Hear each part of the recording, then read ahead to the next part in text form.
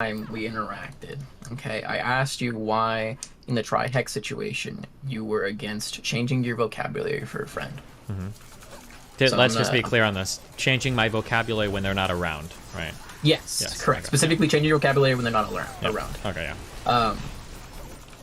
My question for you is, all right, last time I told you, like, oh, what if, Nathan was like, hey, I'm transitioning, I don't want you to make jokes of, like, with even when I'm not around, and you were still against that, correct? Mm-hmm. All right. Are you down for a bit of roleplay? I love roleplay, yeah. Let's go, dude. Hell yeah, I can't get. All right, so in this roleplay, you're my dad, all right, and I'm your child, and I just transitioned. I'm like, hey, dad, can you not say slurs about me even when I'm not around? Like, not about me specifically, but about people like me. No. Even in, like, a joking context. No. Why? I don't know. Sometimes just funny jokes I like to say. If you're not around, it's not like you're hearing it. Is it not a little disrespectful, though, to someone who I like to think that you love me to some extent?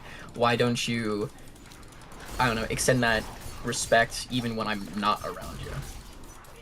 Because I'm your goddamn father, and I'll do whatever the I want to do when you're not around. You little piece of shit. And then at this point, I start hitting, really hard. No, that makes sense. I respect that. That's kind of based, honestly.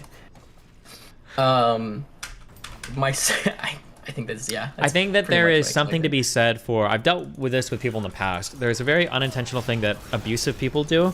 And I'm not saying you're intentionally being abusive or that even this is necessarily abusive, but there's something that some people do that's very difficult to deal with, where they try to set a boundary and then they claim that you violating that boundary is disrespectful or insulting to them, but the boundary extends past what a reasonable boundary should extend past. So like this might be an example. So I might have a friend who's a devout Muslim, and he tells me, hey, listen, this stuff is really important to me. Can you please, like, don't eat pork? And I'm like, okay, sure. Like if we go out to eat or whatever, I won't order pork. That's fine. And he's like, no. Even when you're not around me, don't eat pork. And I'm like, okay, well, no, I'm like, I'll eat pork on my own time. Like, I don't necessarily agree with your values. And he's like, okay, well, that's disrespectful to me. So somebody's found a way to reach into a part of my life that I don't think that they're entitled access to. And then they found a way to control the behavior there. And if I don't acquiesce to their demands, then somehow I'm like being abusive or disrespectful.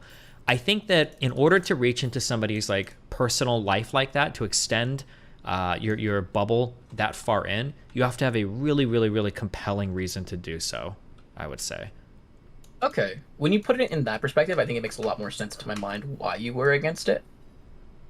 Okay. My second question is, last time we talked about this specific thing, I said, why not lie? And you were very against lying in this scenario. Could I ask for your reasoning behind that? I think epistemically, I think lying is like the destruction of like every single thing that exists in society. Like every single thing that works socially in the animal kingdom, in human interaction, everything is built on some fundamental assumption of trust. Something that when I say something, it comports to some truth value, that I'm generally being honest, but that if these things start to erode in society, then everything falls apart. I don't know if I turn my key, if my engine is going to explode. I don't know if I cross the street, if somebody's not going to shove me into traffic. Like generally, we hope that people are being honest in the ways that they communicate with us. And if we start saying that there's acceptable times to be dishonest without like an exceedingly rare circumstance or like a really, really, really good reason. So for instance, like the Nazis knocking at your door, asking if there are Jewish people in the basement or something, right? Yeah, there has to be a really, really, really, really, really good reason to compel people to lie, I think. Okay. My question is, would, say, being kind to other people, like treating them somewhat well, not also be like a fundamental aspect of that, or would that not be it could be, yeah, on the same level of lying? No, it could be. Okay. So for instance, somebody says like, does this dress make me look fat? Like there might be a nice way to phrase that or something, yeah.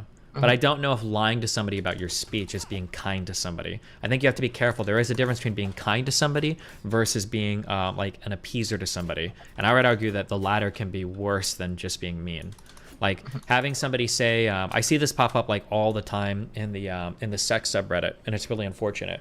Guys will post things saying like, hey, I've got a 3-inch dick. Is this a big problem? And everybody will respond, no, as long as you give really good head, nobody cares. Or girls will post, hey, I've got like one double D tit and I've got like one B cup. Is are guys going to think this is weird? And everybody's like, no, as long as you're naked, guys don't care. And when you gas people up like that, what's going to happen at some point is they're going to go into the real world and they're going to start running into people that are like, ooh, that's kind of weird, or ooh, I don't vibe with this. And they're not going to be ready for it emotionally because people have spent their whole time like appeasing them. So I don't think that just being kind to somebody is a good reason to lie, because in some ways that can cause like downstream Problems. harm. Their expectations and things like that are not met in the future, and they feel resentment or something like Yeah. that. Okay, I guess to further this is because in a prior conversation with actual Jake, the corn guy, you were arguing. There's a point of conversation where you're arguing for your right to be mean, and in our prior conversation, you claimed that me arguing for like the right to lie was equivalent to arguing that pissing on the toilet seat is like a right in some ways. Can I ask why it's okay to just be like blatantly mean to people instead of being just like trying to be like as net neutral as possible? I think I already know your answer to this, but Why is it okay to be mean to people? yeah, why is it okay to argue for the right to be mean to people? I don't know if being And mean is like necessarily like morally wrong. So I think like mean would just kind of like start off as like a neutral thing, and then you'd have to argue for like why it's like it should be like immoral or something. yeah, okay. I mean, I think I figured your argument would be something along the lines of being mean to an individual is probably not good off the rip. Like, probably shouldn't just be mean to somebody for no reason. But from your argument with him, your main contingency was like, I am mean to people who start being either completely irrational and absurd or start being mean to me first, which I think is fine as well. Oh, sure, that was generally my yeah. Yeah. Then yeah, I think that's it. Thank you for answering that. That was a lot better conclusion when I'm able to articulate my thoughts a lot better than when I'm dying of illness. Oh, well, how was your illness? Constitution's my dump stat, so I'm constantly sick and dying, unfortunately.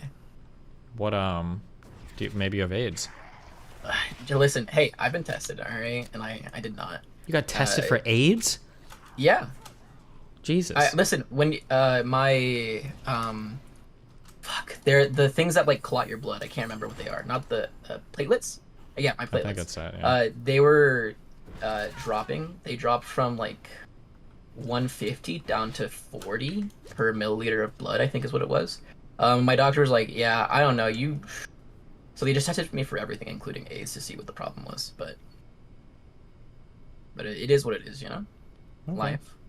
I also wanted to say before I go, thank you DGG for sending me a lot of like messages and stuff, and like videos about when I was in here last for the whole like thought processes thing and finding out like what thoughts are your own. So I really appreciate that, guys. All right. Well, hope you have a wonderful rest of your day, Destiny. Nice. Have fun. Be careful.